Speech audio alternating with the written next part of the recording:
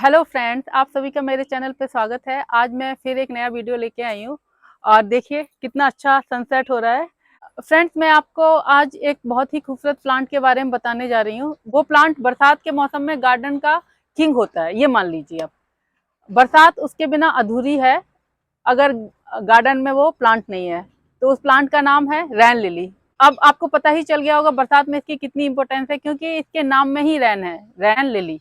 तो चलिए अपना वीडियो स्टार्ट करते हैं। तो ये देखिए रैन लिली का प्लांट है और ये रैन लिली के बल्ब्स हैं। देखिए यहाँ पे दिख रहे होंगे आपको बल्ब। ये दूसरी जगह रिपोर्ट करना है।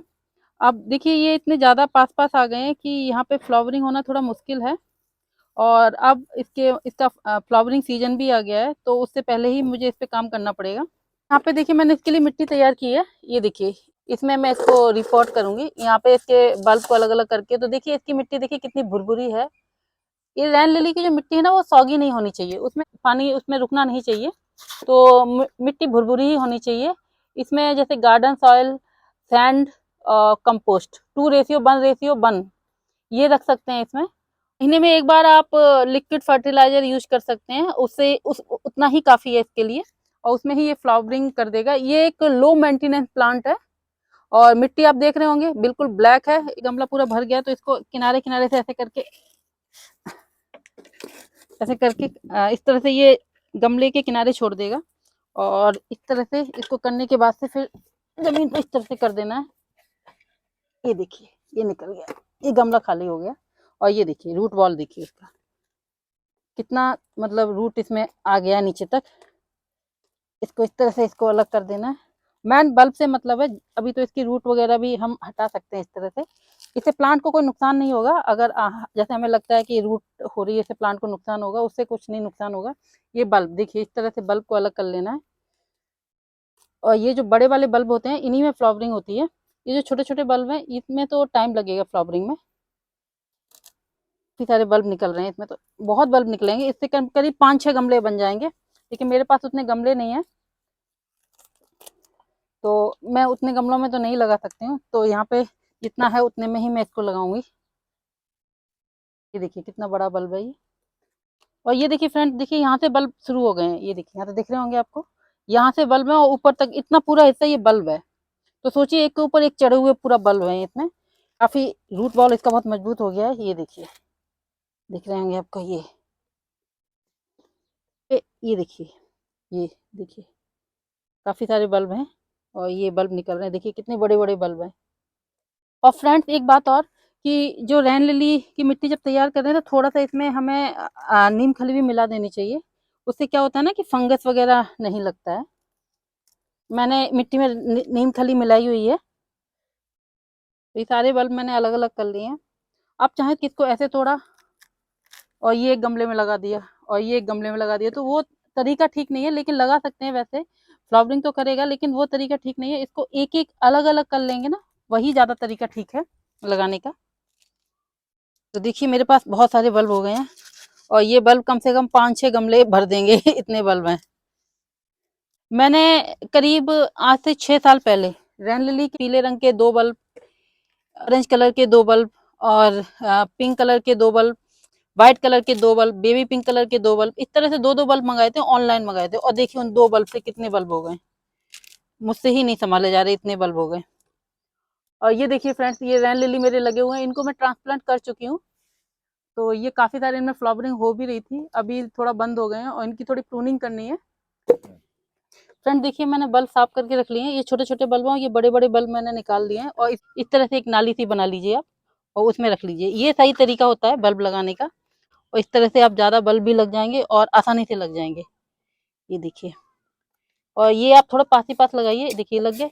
अब इस तरह से दूसरा खोद लीजिए इसी तरह से, और यहाँ पे इस तरह से लगाना है।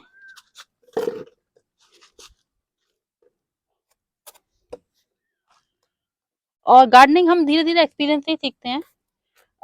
मैंने भी बहुत सारी गलतियां की, बहुत से प्लांट सुखाए हैं और बहुत कुछ मैंने गड़बड़ भी किया है। और अभी भी ऐसा नहीं है, कुछ कुछ गलतियां मैं अभी भी करती रहती हूँ। फ्रेंड्स जब हम मिट्टी में काम करते हैं तो जो मिट्टी हमारे स्किन के टच में आती है, जैसे मैं मिट्टी को टच कर रही हूँ, तो उससे क्या होता है कि हमारी बॉडी के अंदर, हमारे दिमाग में जो हैप्पीनेस का जो हार्मोन होता है वो सीक्रेट होता है। और जो हमें हैप्पी करता है, उस हार्मोन को सेरोटोनिन बोलते हैं। मतलब कभी कभी हमें मिट्टी में काम भी करना चाहिए। जिसका गार्डन है, जिसकी गार्डनिंग गार्डनिंग हॉबी है, उसको तो अलग से करने की जरूरत ही नहीं है, क्योंकि उसको तो कुछ ना कुछ काम करने ही पड़ेंगे गार्डनिंग में। लेकिन जैसे जो लोग गार्डनिंग नहीं करते हैं, वो कभी कभी मिट्टी को हाथ से छू सकते हैं, तो जिससे क्या होगा कि वो हार्मोन उनकी बॉडी में रिलीज होगा, और जिससे स्ट्रेस लेवल है और तनाव जो है वो कम होगा काफी हद तक। तो ये मैंने लगभग बड़े बड़े तो सारे बल्ब लगा ही दिए हैं। अब ये छोटे छोटे बचे हैं, देखती हूँ इनका क्या करना है। तो इसमें मैंने काफी बल्ब लगा दिए, अभी थोड़ा 2-4 बल्ब और भी लग जाएंगे, तो इसमें से मैं कुछ थोड़े से और बड़े बड़े बल्ब देख लेती हूँ, थोड़े से जो बड़े हैं। ये देखिए मेरे पास काफी सारे बल्ब कलेक्ट हो गए हैं लेकिन ये अभी फ्लावरिंग नहीं करेंगे, इनको टाइम लगेगा फ्लावरिंग में। मतलब ये हो सकता है कि साल भर बाद ही फ्लावरिंग करें, क्योंकि इन बल्ब को पहले मैच्योर होना पड़ेगा फ्लावरिंग करने के लिए। और जो बड़े बड़े बल्ब थे ना, जो मैंने लगा दिए हैं, वो ऑलरेडी मैच्योर थे, तो उनमें फ्लावरिंग अभी थोड़ा सा ही जैसे जड़ पकड़ लेंगे ना ये इस मिट्टी में, वैसे ही फ्लावरिंग करना शुरू कर देंगे। अब इसको पानी दे देना है और इसके बाद इसको छोड़ देना है। बरसात जब आती है ना, तो बरसात का पानी जब इस पे पड़ता है ना, तो तभी ये खिलती है, तभी मतलब फुल ब्लूम पे आती है। छोटी छोटी जो बरसात हो जाती है, उनमें भी ये थोड़ा बहुत एक्टिवेट हो जाती है, फ्लावरिंग इस पे आनी शुरू हो जाती है। तो जैसे कह सकते हैं कि साल में जब भी बरसात होती है, ये एक्टिवेट हो जाती है और फ्लावरिंग करना शुरू कर देती है। इसमें पत्ते हैं, इनको मैं निकाल दे रही हूँ। और जैसे अब जब फ्लावरिंग हो जाए, देखिए इस पे फ्लावरिंग हो चुकी है, अब इस पे देखिए सीड बनना शुरू हो गया है। तो सीड की मुझे ज़रूरत नहीं है। अगर जैसे कोई सीड से प्लांट ग्रो करना चाहता है, तो वो सीड को बनने दे सकता है। लेकिन मैं अब इसको क्या करूँगी, इसको नीचे से प्रून कर दूंगी। रेन लिली पे जब फ्लावरिंग हो जाए, तो आप नीचे से इसकी पत्तियों को सहित काट दीजिए इसको। फिर क्या होगा, ये नई ग्रोथ इसमें आएगी और उसमें फिर से बडिंग होगी। ये भी रेन लिली का प्लांट है, इसको भी मैं, इसमें ऑरेंज और येलो मिक्स है इसमें। एक्चुअली मैंने लगाए तो अलग अलग थे, लेकिन अब सब मिक्स हो गए हैं, क्योंकि सीड भी गिर जा रहे हैं, तो वो उग भी जा रहे हैं उसमें। तो अब किसी में ऐसा नहीं है कि एक ही कलर है, किसी में व्हाइट पिंक दोनों मिक्स निकल आ रहे हैं। जैसे अब कटिंग कर दी, इस पे फिर से अब अच्छी ग्रोथ आएगी और फिर से फ्लावरिंग स्टार्ट हो जाएगी, क्योंकि एक बार फ्लावर दे चुका है ये। फ्रेंड्स, उम्मीद करती हूँ आज की जानकारी आपको अच्छी लगेगी, जो मैंने रेन लिली के बारे में दी है। और देखिए सनसेट हो चुका है और हल्की हल्की आसमान में लालिमा छाई हुई है। अब थोड़ी देर में अंधेरा हो जाएगा। फ्रेंड्स, इसी के साथ मैं वीडियो खत्म करती हूँ। Okay, bye.